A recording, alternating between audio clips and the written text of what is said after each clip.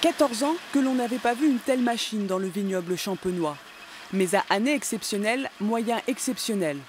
Il y a tellement de raisins que tout n'a pas pu être récolté et transformé. À Verneuil, le propriétaire de cette parcelle a fait appel à un prestataire pour faire tomber les grappes au sol grâce à un enjambeur équipé d'une égreneuse. Ça secoue le rang de vigne par alternatif, un coup d'un côté, un coup de l'autre. Alors progressivement, parce que ça tape pas comme ceci, c'est vraiment progressif comme ça. La subtilité du réglage, c'est qu'il faut battre au maximum la vigne, enfin la faire secouer au maximum sans abîmer trop les brins de vigne qui vont être taillés une fois que les feuilles seront tombées.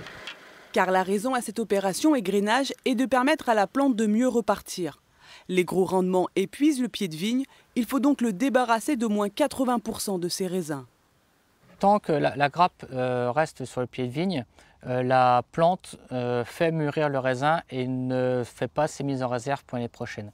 Donc c'est pour ça qu'en coupant ou en retirant les baies, la plante se dit « je n'ai plus de raisin à faire mûrir ».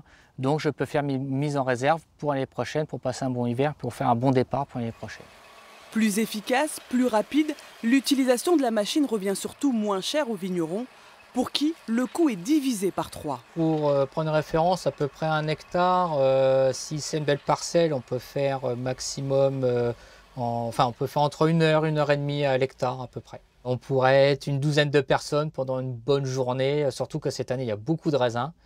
Et puis bon, faire tomber les raisins par terre, c'est pas très agréable, malgré qu'il n'y a pas le seau à vider dans les grosses caisses, mais bon, c'est pas très agréable à le faire manuellement, quoi. On estime que près d'un quart de l'AOC Champagne n'a pas pu être vendangé cette année. Pour Bertrand de Parnay, la saison des vendanges est donc loin d'être terminée.